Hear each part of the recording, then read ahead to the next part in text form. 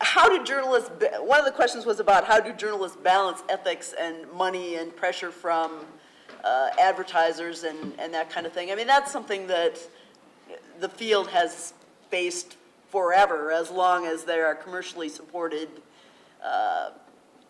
news organizations.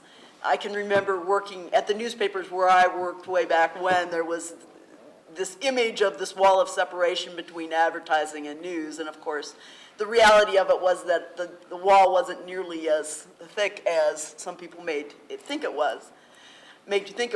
There was always, I suppose, some influence from the outside, and I think maybe that has just continued in the age where we live right now. I think journalists still face many of the same ethical issues that they've always faced in terms of making sure their information is truthful, fair, but now they're faced with having to make those decisions faster, I think is one of the changes. It's like Matthew was talking about before, the news cycle, you used to have maybe hours to produce a story, at least in newspapers. That doesn't happen anymore. You have to have your news out there right away on the internet. And so I think some of the judgment and discussion doesn't happen as much as it used to. I don't know than anybody else. Yeah, well, I would say, coming from a public radio perspective, I think we don't have to deal with that as much. We still have underwriting, but we don't have that same kind of pressure from commercial sponsors. And I think, I mean, you know, maybe I'm biased, but I think that public radio is really one of the strongest areas in journalism right now in terms of how it's growing. Listenership is up, and public radio stations around the country are expanding their newsrooms. There's 4 markets right now: Chicago, LA, New York, and Minneapolis, that are each going to expand their newsrooms to be staffed by 100 reporters in each station, which is enormous. At the same time, also we have, you know, Congress wanting to pull funding and all those kinds of concerns. So funding is just an ongoing issue. But I do think that there is a huge drive right now where people really want to seek out that, you know, that news source that they can be more assured is not being swayed by this commercial environment that we're in. So that's, you know, partly what I credit public radio journalism strength right now. But, you know, it's still an issue. We face that every day at KVNO. KVNO, other than news, it's classical music, and they've had a huge arts presence for a long time, and we have a daily arts segment, which every other day, you know, people are expecting us to trade that off. You know, can we have a big arts events, we sponsor KVNO, can we have a story? And I just say over and over again, you know, just no, it's gonna, you know, send it to me and we'll consider it, we'll put it in the same pile that everything else goes into. But it's a constant battle, and I think it just comes down to your training and your individual, you know, the individual person, that, you know, you just have that instilled in you, and you just don't, you know where the lines are, and you just keep them in place. And it's up to every individual journalist and every individual newsroom to make sure that that's how it operates. Yeah, as long as everyone, you know, you guys are being trained, you're getting an education in journalism. If you stay true to that and your own values as a journalist, whatever medium you want to go into, you know, to be truthful, you know, to be ethical, to tell the story and tell it fairly, I think you'll continually be respected in your career, and you shouldn't have any problems with any outside sources. I mean, social media is never going to go away now. It's only going to grow. There's only going to be more outside influences, but the basics are there for a reason. You're taught how to be a journalist, and if you continue to use what you're taught, and you'll only get better at it as you start off, I think you're fine. I think you can block out a lot of that as much as you know, if you just stick to what you're taught and what you know. I think there are norms of objectivity, particularly in professional journalism. There are rules of the game that ensure at least some degree of balance, and that's important to have. But I do think in the end, it comes back to what people want, what Matt said, what people need or want.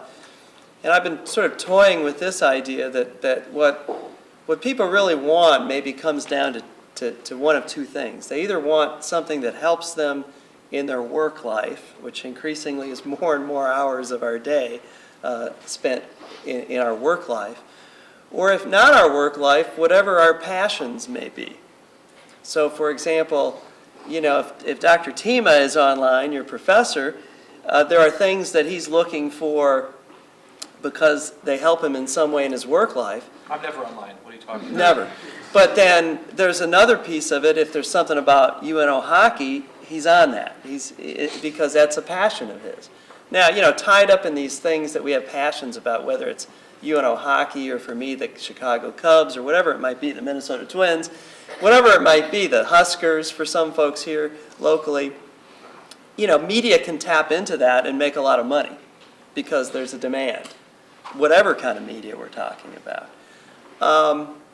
And I think, these kinds of passions that we have get tied up in probably more complex aspects of our life, our family, our friends, our social networks.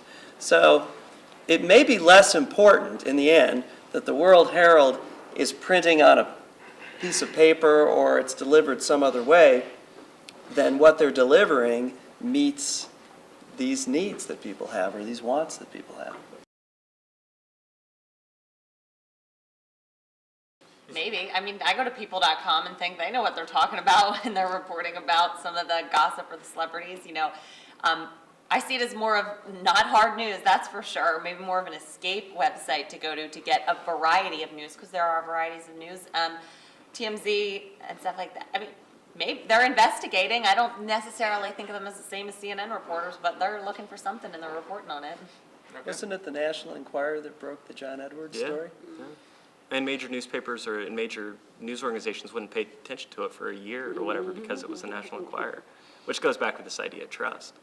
But yeah, I would consider them reporters. I mean, if you're out there focused on a specific subject area and you're able to get better information than other people are about that subject area, then I think you're probably in some way a good reporter. I might find your line of work pretty abhorrent and bothersome, but who's for me to say, who's a journalist and who's not in that way.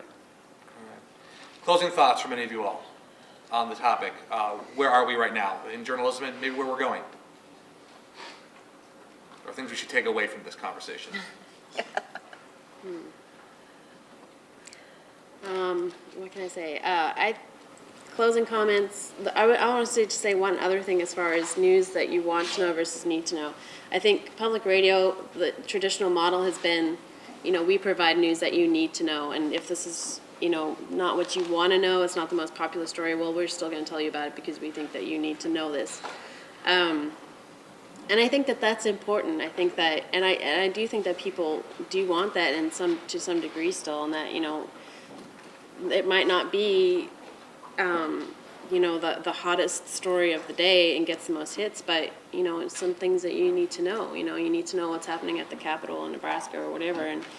But at the same time, I think social media is changing that too, because I think you can go out and find whatever story you're interested in, so people can go out and just look at only what they're interested in, and they don't get that broad perspective.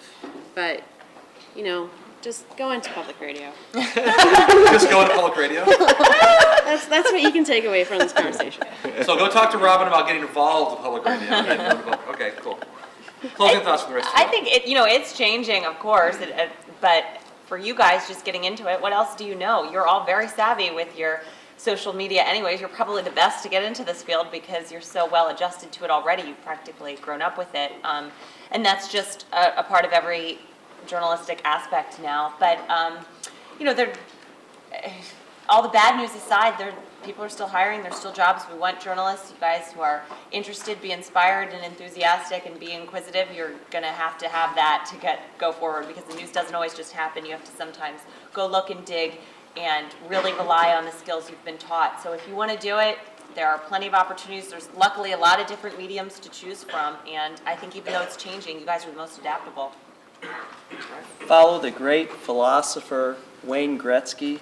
Don't go where the puck is now, go where it's going to be.